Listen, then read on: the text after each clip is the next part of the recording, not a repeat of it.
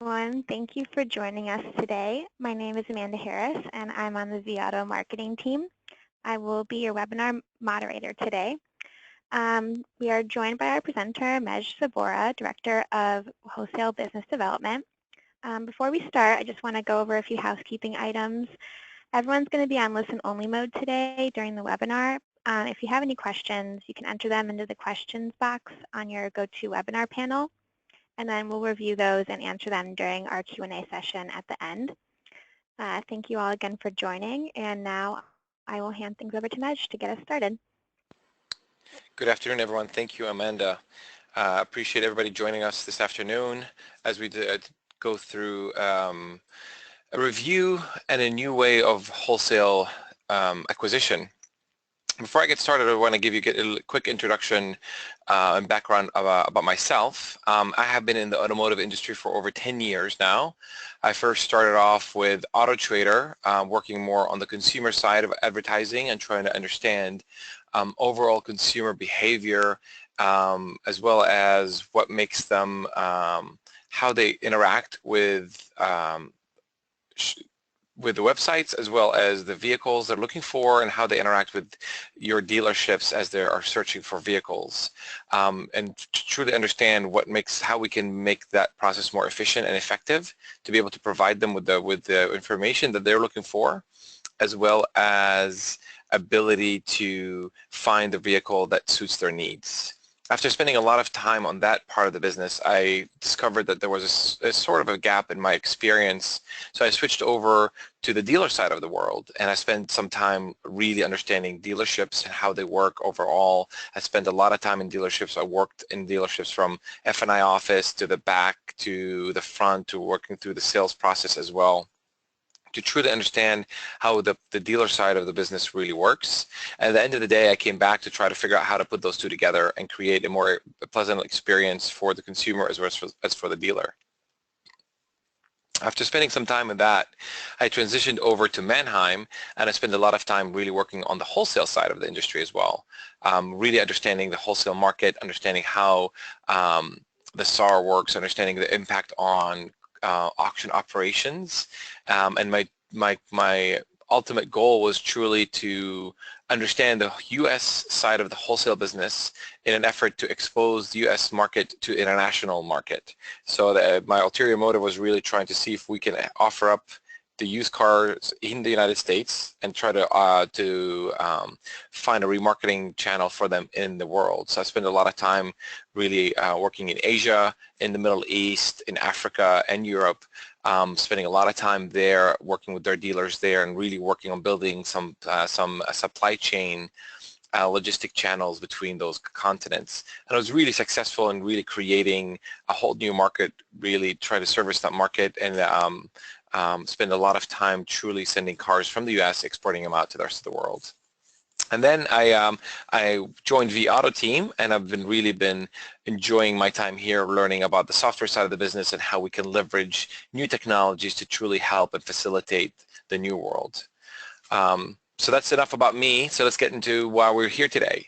So I really wanted to kind of take a quick view, as I mentioned, about the current state of the auction of the remarketing world here today, and so take a look at what we have seen as part of the evolution that's occurring in the industry today and yesterday, and really try to look at what's coming up in the future. So in order to understand that, we really need to understand auctions today and have that. So most everybody hopefully on the phone has attended an auction and really understands the necessity for an auction, that it is, if you are a used car dealer and you are selling used cars, for the most part you've been able to supply that used car inventory from trade-ins if you're very successful in having a trade-in model, but also you find yourself needing to supplement your inventory by having to go in an auction. And I believe that everybody, for the most part, as a dealer, has gone to an auction. And we all know how crazy and hectic an auction is and how fast-paced that environment is. And truly is that if you are not ready, if you don't know what you're doing, you're walking into that environment, you're going to feel overwhelmed and you're going to feel a little lost if you haven't had the experience, or if you don't have somebody there with you trying to explain to you the overall how the auction works, what's going on, how the auctioneers are doing, and you could potentially make some really, really drastic mistakes if you're not paying attention to what cars are you bidding on, because potentially the car you're bidding on is not even on the block anymore, it's have moved on. But it's pretty much a necessity for any dealer to truly supplement their need.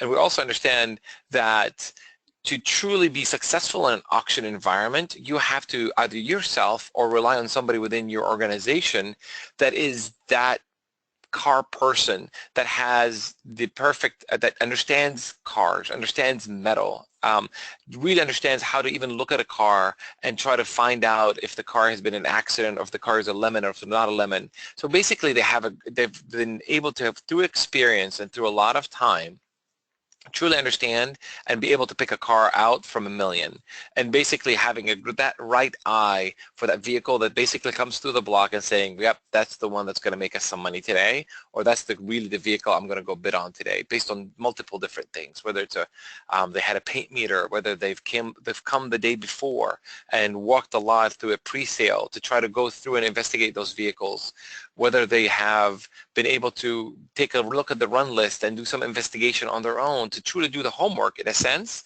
to be able to enable them to be able to make that right decision. And it's really been focused mostly for the regional aspect of within the region of your dealership, or wherever that buyer is located, because it takes time and energy and effort to actually go to the auction to be able to see those vehicles and to be able to quote unquote smell those vehicles and be able to tell if it's a good car or not. So it's really spending a lot of time understanding that, and really being limiting to the focus of being in that region for the most part. So based on, but maybe if we take a look at that, that person is really limited to visiting 1 or 2 auctions within their immediate vicinity. Maybe they take once a month and they drive a couple hours to go to a different auction in a different city. But for the most part, it's within a specific region that they're looking at. They're not really looking at what's going on in the nationwide, because for multiple reasons, whether they are not experienced with different locations, or they say, I don't buy cars from the Northwest, for example, because of salt and because of condition of the markets up there, or just doesn't have time or energy to truly be able to expand their search across a wider range of vehicles. So they're truly focused within 50, 100, 150 miles of their location, and they're only looking at vehicles available in that market. So based on that, and if we are doing that, we're really finding out that in today's market, we're having more and more hard time trying to truly identify that perfect vehicle that we're gonna bring back to our lot and be able to achieve a fast turn on that vehicle. Not only achieve a fast turn on that vehicle, but really being able to make that profit that we really want to make on that vehicle. We want to make that gross that we want. We want to make that 2,000, 2,500, whatever gross you have goals for your own dealership, you really want to make that gross. But we're finding out with the influx of inventory that's coming in every single day, sifting through all those vehicles and trying to pinpoint those vehicles that really make money for our dealerships, that are relevant for our dealerships, I would say, is becoming more and more of a challenge. And unfortunately, it's something that we can't truly afford, because sourcing from a traditional auction today, you can't really afford to make a mistake. And if you do make a mistake, it's not something that you can, it's not a cheap mistake. And what I mean by that is that if you make a mistake and purchase a vehicle that you don't necessarily need, or not only necessarily need, you don't even know that you probably had 3 back already on your lot and you bought a 4th one. And that's an expensive mistake, because you are potentially tying up your investment funds or your money in an inventory that's not necessarily going to give you the return on your investment that you wanted. It's not going to sell as fast as you want. It's not going to make you that gross you want, because you're probably felt pressured to buy that vehicle because you came to an auction, you spent all this time, you spent all this research and energy to try to find and identify the vehicles that you need, so you find yourself going to an auction or logging in online and not able to win those vehicles because somebody else is outbidding you or paying way too much for these vehicles, at least in your opinion. based on what you think is worth that vehicle's worth or not. But not only that, you feel like you're pressured to come back with some sort of a vehicle because you need inventory to put on your lot because you sold three or 5 or 10 used cars, and you need to supplement that inventory because you don't want an empty space on your lot. So what happens, we end up making mistakes. What I mean by mistakes is that we feel pressured to buy the wrong vehicle because we need to buy a vehicle. We feel pressured sometimes we might think that this vehicle is really nice and clean, so you end up overpaying for it a little bit more, maybe going over a couple $100s than you originally thought you were going to pay for it. Or basically overpaying for a vehicle that didn't have the packaged information that you thought it did based when you did the valuation. So you thought it had navigation, it did not have navigation, or had a sports package, it did not. Whatever some of those mistakes that you assumed you did, but because you're such under crunch and feeling the pressure, you made that mistake and bought that vehicle. Bring it back to your lot until you realize, oh, wait a minute, that's not the right. I overpaid for this car because it's missing this and this and this, right? So it's really causing us, it opens up a room for error and basically has a potential for us to make those pricey mistakes. One of the best things that I do with my current job as well is really spend a lot of time talking to dealers and understanding their inventory and evaluating their inventory. And what we've discovered through our extensive research is that for the most part, a vehicle that was purchased through the wholesale market, an auction vehicle that was purchased and brought back to our lot, if we look at the aged inventory that we have on our lots today, for the most part, that vehicle was purchased through an auction. Whether we want to truly believe that or not. But we also discovered that after 30 days of that vehicle sitting on our lot, not being sold, you've pretty much depleted the any gross you've had in that vehicle. So you've invested time to purchase the vehicle, to bring it back to your lot, to recondition it, to clean it, whatever you need to do to bring it back to market. And then you have some investment into this vehicle to make it market ready. Then it ends up sitting on your lot for over 30 days. We discovered that basically you have no more gross left. And one of the reasons is because, market depreciated potentially. You're also spiffing your salesperson a little extra because that car is aged on your lot and this is your high priority vehicle that needs to leave. So you give them a list and say, hey, if you sell this car today or this week, you're going to get an extra couple $100 or whatever incentive you do to get rid of aged inventory on your lot. But what we also discovered is that every vehicle over 30 days that's sitting on your lot is not only costing you that money, but if you put it all together, on average, it's costing about $28 a day, what we're calling as a holding cost. And that holding cost includes all kinds of different aspects of variables, the extra money you're spiffing your salesperson, but also the fact that that money is tied up in an inventory that you cannot reuse to use that inventory for another vehicle that's really going to make you that higher gross because your investment is tied into this vehicle that's not moving, it's not going anywhere. So if you think about it and take a look at it and say how many vehicles you have aged on your lot today, and you take that number of vehicles and multiply them by $28 a day, that's how much money it's costing you every single day that vehicle's on your lot. So I would like to take a quick moment at this point and ask a quick question of the audience to kind of get a feel for your current inventory and what the mix looks like. So Amanda, I would like to turn it back over to you here for the interactive poll. Thanks, Majd. Let me launch the poll here. And the question is, what percentage of your current aged inventory comes from auction purchases? I'll give everyone a few seconds to answer that.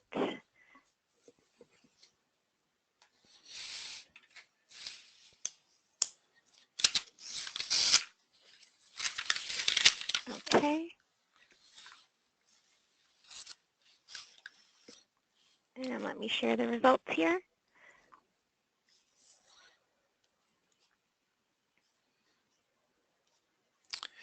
Great, thank you, Amanda. As you can see, over 36% of you said 50 over 75% of your inventory is coming from auction. So that kind of really evaluates a little bit of what we're talking about. If you add the more than 75, so we're talking about 50% of you have inventory that is over that's aged on your lot. And the 17 of you that really don't know, I would ask you, if you go back to your dealerships and ask that question, talk to your used car manager, talk to whoever manages the inventory, and just take an evaluation and take a look at that to truly understand why how your mix of inventory is and be able to come up with a plan to figure out how to get rid of that inventory that's sitting there aged, because as I mentioned, it is definitely costing you money. Thanks, Amanda. Can we go back to the slides, please? Of course. Thank you.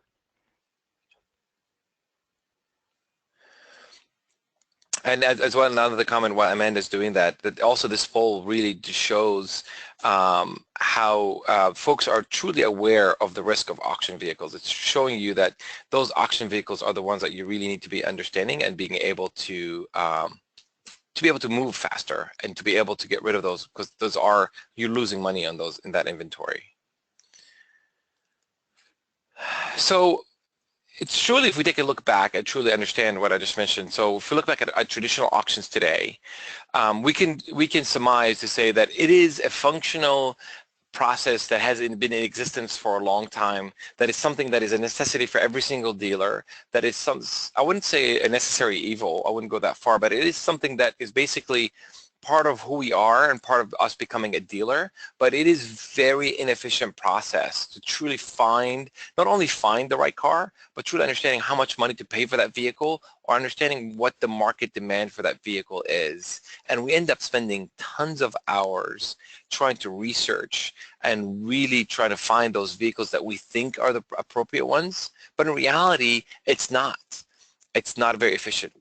For prime example, we're truly having a hard time today, for most of the dealers I talk to, finding those older vehicles in those lanes, because most of the inventory in there are these off-lease vehicles are coming back. They're fairly young vehicles with low mileage, but that there are tons of them, so there's supply is huge, but really if we look at what the demand is, we're looking at these the new generation of car owners and what kind of vehicles they're looking for. They're really looking for those 2008, 2010 vehicles that are a little cheaper, because that's all they can afford, because they're really not making that much money, but they still needed something to drive. So we're really having a hard time finding those vehicles, and we're not really expanding our horizon from a search perspective to try to find those vehicles in other locations, because we're scared, or we're not scared, we're just unsure of how to approach that market.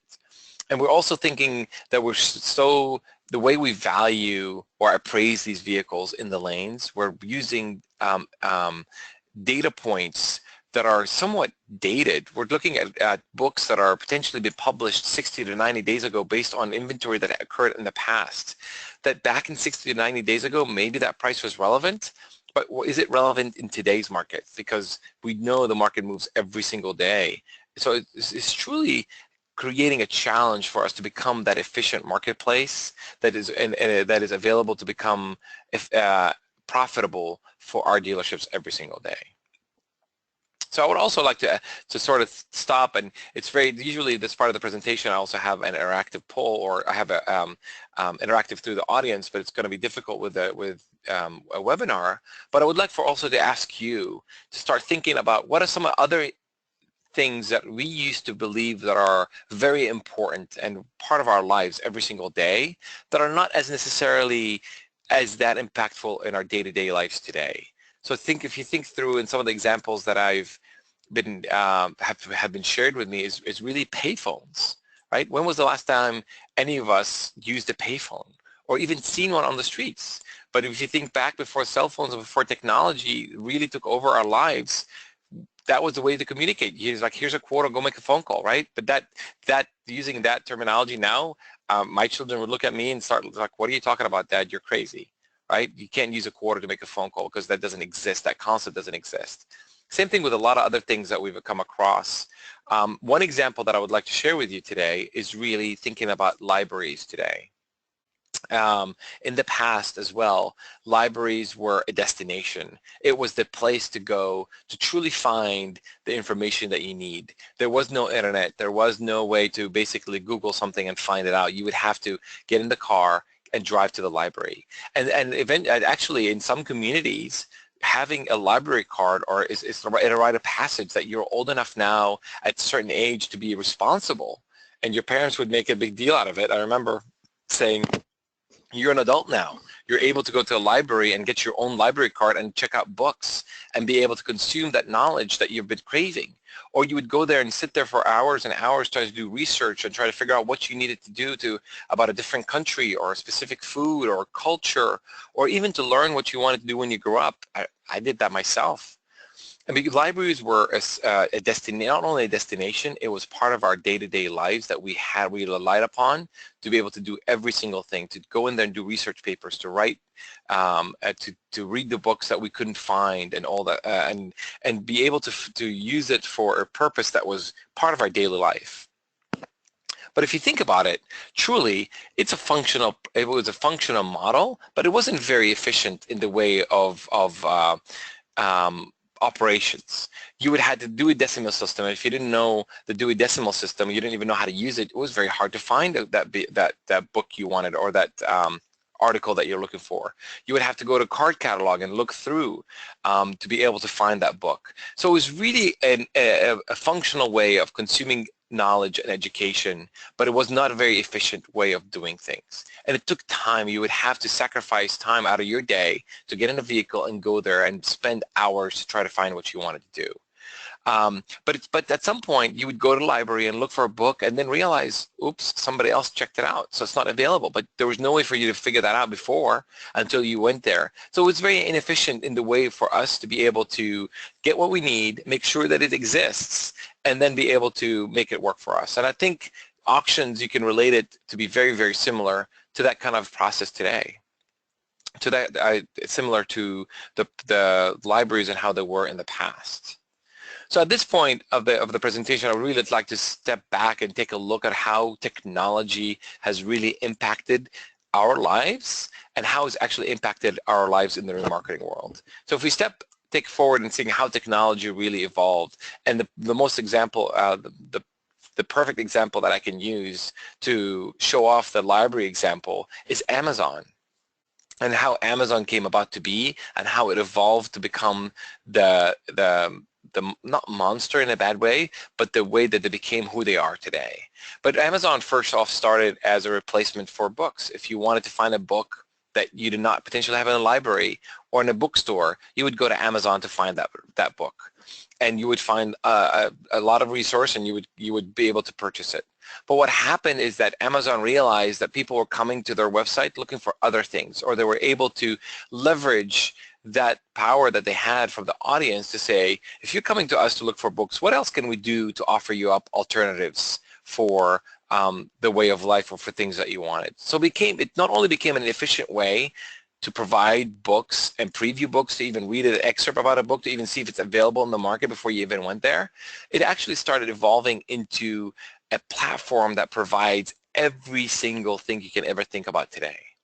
I mean, I can tell you in all honesty, as a person, I go to Amazon at least once or twice a day for whatever I need for that day, whether it is household goods, whether it is researching a new technology, a new gadget, a new tool, even just to price some things around. The first thing I do is go to my app on my phone and look it up there.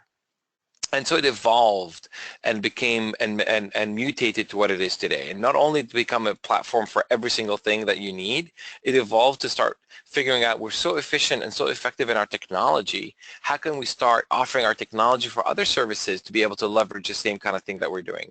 So now they've created a hosting service that you can leverage your technology to be able to create your own businesses. So a lot of new businesses are using Amazon technology to run their platforms. Just quick examples are Uber, for example, Pinterest, all the social media sites, Facebook, Instagram, all those are all run on Amazon platform that provided the same services for Amazon. And we all know that Amazon is continuing to innovate and come up with new ways to be able to become relevant and efficient in their market. So if we take a look back and step back and saying, how is that relevant and how is that being transitioned over to our auction sourcing today? And how is it going to evolve to our auction sources tomorrow? I think that's the more important thing. And to truly see, are we moving towards the same direction or not? Are market conditions driving us to become to adopting new technology are the current existing market conditions with increased supply, increased competition in the auctions, because you have a lot more buyers now coming in after the same vehicles, because it's not only these big franchise dealers are in their auctions buying these off-lease cars, but now every single independent dealer is having the same opportunities for vehicles that they never had before, because there are so many cars coming off lease that the originating dealer can't consume those vehicles, so they're sending them off to auction. And these independent dealers are now able to have access to that inventory that they didn't have before. So that creates increased competition, as well as trying to find those old inventory that is desirable, that our consumers are looking for every single day. So we can kind of take a look at what are some of those drivers that are really forcing us to evolve. And as I mentioned, it's becoming more volatile of a market. We have a lot of extra supply, tons of supply, increased competition. But we're also finding out that not only that, but NADA published a study, right, of that over the past 5 years, there has been 20% compression in our margin, in our gross, over the past 5 years. So not only that, we're making less and less money per vehicle across the market. So you would think there's more supply, you would make more money. That's unfortunate is having an inverse effect on our margins, and we're not able to make as much gross as we did. And it's also very inefficient and very time consuming and ineffective, because what we think is relevant today might not be relevant tomorrow. So if we're researching and basing everything on what we did in the past, or what we did last month, or last 90 days, or last 30 days, or what we sold yesterday, and assuming that that's relevant for us today or tomorrow, then we are a little bit challenged in that environment. So we are forcing the environment, the way that we are consuming the data, the way we're doing business today. We are forcing technologies to be embedded in that process, and to enable it to become more efficient and effective. And we started seeing that happen a couple of years ago, right? So we started seeing that an inventory started becoming available online. So you don't necessarily have to go to an auction to find an inventory. You can go on these online platforms and be able to view inventory, to view pictures, and be able to see that inventory that you could potentially never came into an auction, and be able to purchase that inventory as well through facilitating organizations or places. We're also trying to be able to actually bid on a vehicle through a simulcast, right? That you don't necessarily have to be at the auction present, that you could be sitting on your dealership, potentially writing a deal and bidding on a car at the same time. So there are ways that we forced the marketplace to evolve and become more efficient. But now we're saying, is that enough? Is that the only way? Is that enough for us to continue to be where we need to be today in 2017? And unfortunately, I don't think we're 100% available with those tools that I referenced is the right way to do it. So at this point as well, I would like to pause and ask another interactive poll question, and just kind of get a gauge as far as how are you dealers interacting with technology today. So Amanda, I'll give it back to you again. Thanks, Majd. We launched the poll here, and the question, how many new auctions have you or your dealership used in the past year to help you get inventory? I'll give everybody a few seconds here to answer, and then I will share the results again once that is done.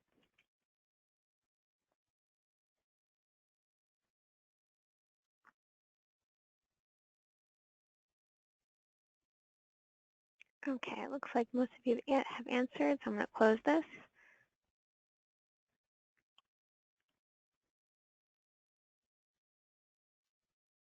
And here are the poll results.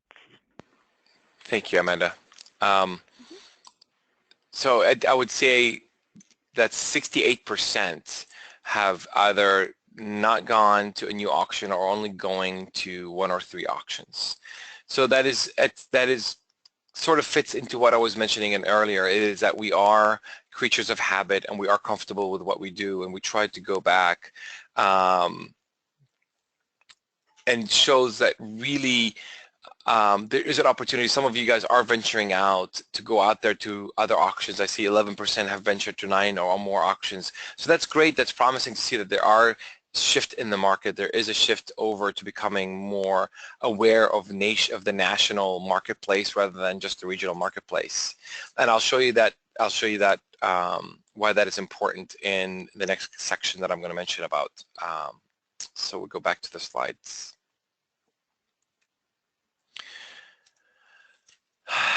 We have seen, and as I mentioned, that we are forcing the market to evolve, and what we're seeing is that we need, and we've seen that happen today actually, of consolidation of our tools that enable us to make a decision on a vehicle in one place. That I would say from an inefficient and a process, or being a challenging process, is that we spend a lot of time looking up through the run lists, try to identify the vehicles that we think we need, and then we go back and we take that VIN number and we either cut and paste it or record it and go to a different website, a different tool, to look up the vehicle history report of that vehicle, to look up the condition of that vehicle, to see if there's pictures available for that vehicle. And then we take the same exact VIN or some sort of a VIN combination to go to the valuation books and try to figure out what market value for that vehicle is and so forth. So we're clicking multiple buttons. We're spending a lot more time. We're spending on average to potentially 4 to 5 minutes per vehicle trying to do all these data points that we need to make a decision whether this vehicle is worth it for us or not. But what I'm saying is that we don't have the luxury for that time anymore, because if you look through your local auction, or if you look at any auction run list, you're talking about thousands of vehicles available for sale.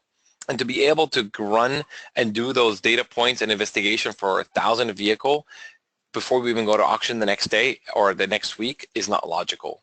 It is very inefficient and time consuming. So the need to have a consolidation of all those points in one place, to be able to click a button and basically pull in all the relevant data points that you need to make a decision on that vehicle before you even take the time to go deeper into that vehicle to truly understand the market and the need for that vehicle. You need to have that efficiency in that process itself to be able to say, yes, this vehicle makes sense. Here are the data points that I need to be. And not only that, but also ability to go to the live market, or ability to go to the market today and see how many other vehicles like this one are available and what are they retailing for, because that's your competition. So before you even purchase a vehicle, you truly have to understand what the market is, and is there a demand for that vehicle, or if there's an oversaturation for that vehicle. If there's 50, 60, 70 vehicles similar to that one you're looking for in your immediate market, then do you really need to add another one and start competing with these other folks that are potentially have had the vehicle a lot longer and are willing to take a little deeper cut on it than you would purchasing it? So truly understanding those data points into one place is very, very important. Not only that, but you also need to go back to my earlier point, is you really need to understand what is in the market, not in my regional area, what is truly available in the US market today. Because let me tell you, it is very important to truly understand what cars are available in different markets, because to put a car on a truck and ship it over is not a big deal anymore. That is something that you can do in a heartbeat. And not only that, it's easy because there's ways to be able to protect you from purchasing a vehicle that you might not sure about. If you've done all your due diligence, and if you've done all the data evaluations, and if you looked at as best as you can to make a decision on that vehicle through the internet or through the web services that you're using, then there's similar aspect that you say, I can go buy that vehicle. But you truly have to understand where that vehicle is and how much cheaper could it be in some other location. Because after you add in all the costs to ship the vehicle back and reconditioning it and putting it back to market, you have potentially are getting that vehicle much cheaper because you're able to get it from a different market that you don't have that same competition, or that vehicle in that market is not an ideal vehicle, but in your market it's a prime vehicle. So you truly have to go out there and look at the wholesale market as a whole and find that vehicle, and not just through one auction or two auctions. You truly have to go look at the marketplace as a whole to see what every single auction in the United States has, and do they have that vehicle, to truly have instant access to every single vehicle available in that market that moment in time. But then if you think about it, and if you think about all those vehicles that are available in the market, and I'll try to quote a number here, it's really the NAAA, which is the National Automotive Auction Association, publishes a study every single year and tells you how many vehicles were sold in the wholesale market. And last year in 2016, I believe there were 9.6 million vehicles sold through a wholesale channel.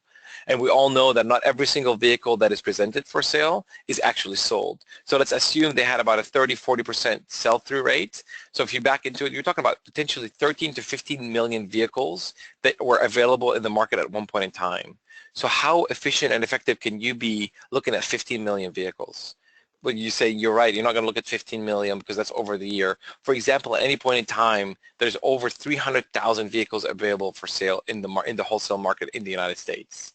So how can you filter those vehicles down to make it relevant for your own dealership, not only for your own dealership, but for your own market? So you really need to have an efficient and effective way to be able to filter out all the noise and focus in on the vehicles that you need. Because you don't have time to look at thousands of vehicles. You only have time to potentially look at 100 or 150, and that's even stretching it. But that will give you enough of a market area to be able to evaluate and take a look. But not only that, but you need to make sure that you're efficient in your way that you're applying the filters to that vehicle search. So you have to be, as we all know, if you pick a specific trim or a specific year, you might find a different data set. And if you go to a different website to try to search that same exact vehicle and you don't use the same exact filters, then you're going to get a whole different data point. So how do we become more effective to be able to add universal filtering to be able to see every single vehicle and filter them all in one place? And the most important thing is adding in a profit calculator on top of that. That is even more important. So if you don't do that today, then you are missing out on potentially wasting your time trying to look at the physical aspect of a vehicle. And then after you've truly vet out that vehicle and say, yes, this vehicle is in good shape, then you apply market analytics to it. Then you look at market day supply, then you look at your cost to market, and then you realize, I can't make any money on this car because it's just too expensive and my market can't bear it. So why would I even do that? So you spend all this time and energy, and now you have to figure out the profit and you're wasting your time, and then you have to scrap that car. So how can we add that universal filter and be able to leverage technology to do that for us so we can spend more time focusing on those cars that make sense for our dealership, and not only that, but those vehicles that really can make us the money. So I would like to say that there is a new world out there, and we have actually, through our way we're consuming the data and with the way that we do business today, we are forcing the market to shift and to change, and we are asking for efficiency in the way that we do our business day to day, and more specifically in how we interact with the wholesale market today, because we are demanding ability to become more profitable, and we owe it to ourselves. If we are building a business and you are supporting multiple families and multiple generations of people that are working for you and throughout your community, you have the right to be able to say, I demand an efficient and effective way to be able to continue to sustain my business and to continue to be profitable. So there is a new world that is offering us a way to be able to create that efficient marketplace, to be able to truly focus in on those vehicles that can make us the profit that we want, not only the profit that we want, but the profit that we deserve on that vehicle. And it's really becoming more of a buyer market. And what I mean by that is that you're basically able to apply your desires, your needs, your vehicles that you make sense for your market, that are relevant for your consumers in that market today, and be able to apply that to be able to have those vehicles that you need. And also technologies today are able to help you, just like Amazon. When you go on Amazon and say, people like you are looking for these vehicles, well, that is happening the same for these items, I apologize. Well, the same thing is happening in the wholesale market, that there are tools out there that are able to predict your needs, predict your profit margins, predict the vehicles that you actually want, and be able to serve it up to you, so you don't have to spend so much time looking for that vehicle. And basically you can create a specific profile of, these are the most important things for you, for your business, and then go out there and find me those vehicles that fit that profile and bring them back to me so I can take a look at them, because I really don't have the time. I don't even know potentially where to go to start looking for those vehicles. And the most important thing is that technology is here to help us become more efficient and effective. It's not here to replace what we do as car people. We are always going to need that business acumen, or knowing cars and knowing how to use a used vehicle, and we cannot rely on technology 100%, but we're using technology to help us become efficient and avoid making those mistakes that we've always make over and over again. So we step back and say, what's the next stage of evolution? And that basically technology is going to become more impactful in our day-to-day lives. Just like libraries evolved from being a destination to becoming a place that kind of evolved to become a community, to gather, to become a place where you take your children to do homework or to do some stuff. It's becoming more of an interactive place and not that quiet, solemn place that you would go to. I would say the same thing is happening in the car industry, where the current market is evolving. The current auctions are having to evolve rather than becoming a destination to become sort of something else to help us transact, is a place to go out and vet that vehicle potentially, or create that assurance after the vehicle's purchased, or potentially to evolve into a place where we can recondition the vehicles, or basically find a more efficient way to get these vehicles retail ready. So the auctions are going to evolve. I'm not saying they're going to go away, but they are going to evolve to become something different than what we used to think of auctions to be, just like libraries, that we used to think of them as a place and now there are not. So they're going to continue to evolve and supplement our needs. And then I'd like to conclude and say, let's step back and think about what's next. We can see Amazon has continued to innovate and try to find different ways. We can have they're testing drone delivery now, where we can have relevant inventory, or basically they're going to predict of how many things are needed in that specific marketplace, and they're going to have it ready. Not only ready, you can have it within a couple hours. And the same thing we're seeing happening in the wholesale market, where based on our behavior, based on our purchase history, based on our consumers and who they're buying and what they're doing, we're able to predict, to say, these are the cars you need, and here's how much money you need to go pay for it, and here's where those vehicles are, so you can go get them. So we are seeing the same kind of evolution that we're seeing in the consumer goods market, in the wholesale market. And now we're seeing that Amazon is going back to the potential brick and mortar, but not only brick and mortar, but they're creating stores, or these Amazon Go locations, where you can just walk in, grab something off the shelf, and as you walk out, you're automatically being charged. I'm not saying we're there yet with the cars. You can just drive to an auction or a lot and drive off with the vehicle, but there's nothing to say that that won't happen again. So I really want to thank you all for coming and joining me this afternoon, and I would like to open it up for questions at this point. And Amanda will give you some instructions on how to do that. Thanks, Majd. If anyone has questions, they can type it into the questions box on their GoToWebinar panel.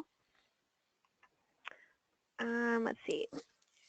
First question, why should I look farther away than my local auction if I'm able to get everything I need from there?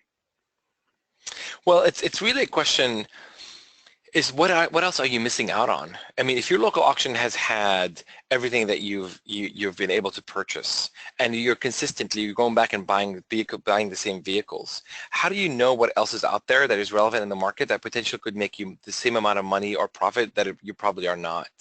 Unless you've looked at those vehicles at other locations and being able to vet them out to say, what's the market condition like, who's buying those vehicles, how much are they available, really putting in the condition and price and other factors, you don't really know what you're getting the best vehicle for the best investment. Could you potentially be buying a different vehicle that you never thought of that could potentially make you that profit that you never thought that you really want?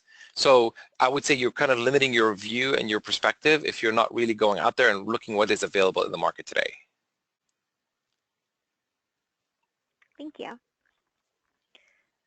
We got another question here.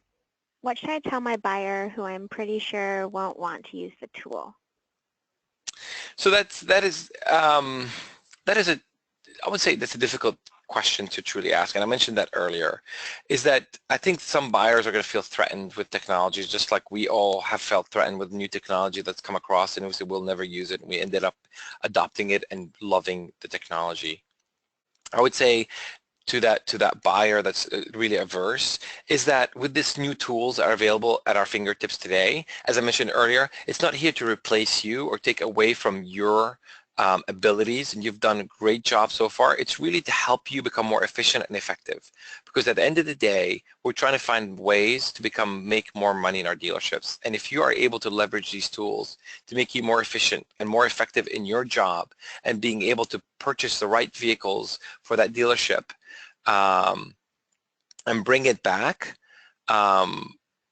then why would you use it? It's not something to be threatened about. It's something to actually be excited about, because you're going to be more effective in your job, and you're going to become more efficient. You're going to be happier because you're not spending that much more time researching those vehicles, looking at vehicle history reports, looking at pictures, it becomes more effective and efficient of your time. So you actually become happier because you're more effective in your job. Thank you.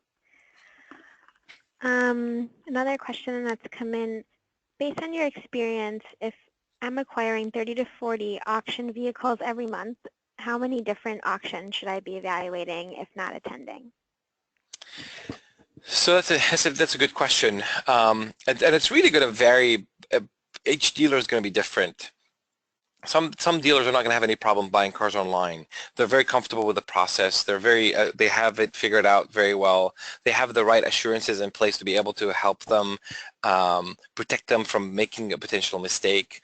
But I would say if you went to my sense is that if you went to 1 or 2 auctions a year or two, you're really looking at cars you need to expand that to 2 to 4 auctions. So you need to look at what you're doing today and start doubling it up potentially to try to figure out what else is out there.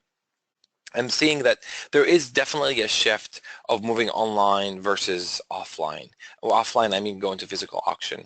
And I think that each dealership needs to find what that perfect balance needs to be. Some of it is a 60-40 combination. Some of it is 80-20. It depends on your location and depends on your strategy as well.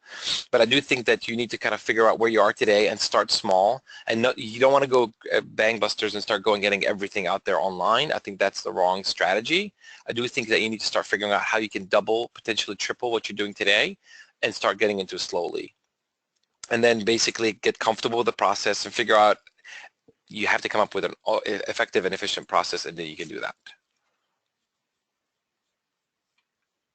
Great, thank you. Someone else asked, is Viato doing anything to help auction source and offer the right inventory for dealers to buy? So yes, so Viato is definitely doing that. So Viato has a new technology out there that is available in the market today. It's called Stockwave. And Stockwave is able to add market analytics, live market analytics, similar to what Stockwave by Viato does for provision, to be able to apply that to the wholesale market, where based on some of the features that I was mentioning today, that you can create your own customized filters. You can enter your own desired profit and add it to every single vehicle out there and potentially have sort of a mini appraisal on every single wholesale vehicle out there in the market today to kind of give you an idea of which vehicle makes sense for you and which vehicles might make sense for you and you need to investigate further. So there are tools out there to help you, and I'm more than happy to talk about that. If you would like to me, I can reach out to you after the presentation and we can talk a little bit more about it. Great, thanks so much. I think we've got 1 or 2 questions left. Let me see. Per your point about Amazon Drone, is anyone buying auction cars sight unseen and having them delivered? So yes, there is. So Sonic Automotive has been doing something like this for the past about year to 2 years with partnership with Manheim, Colorado, in Denver, actually, Manheim, Denver, where they are basically gave them a preset criteria, preset desirability, and saying these are the vehicles we want and we want them to be retail ready, and those vehicles are just showing up automatically on their lots. So that is happening today. So it's sort of like a mini drone, but it's, of course, it's not within hours, it's within days. But that is very similar, and they're very comfortable in that process to say, we've perfected this and we're comfortable with having cars delivered because we know it's going to be the right cars for us and we know we're going to make money on these vehicles. Great, thank you so much. I believe that was the last question. Great. Well, again, thank you all for joining us today, and I hope I was able to paint a different picture and help you with some information that is out there. And I look forward to running into you again. If you have any questions, if you'd like to reach out to me personally, my email is on the slide, so please reach out to me at any point in time, and I'm more than happy to help you and answer any further questions. Have a great week. Thanks so much, everyone.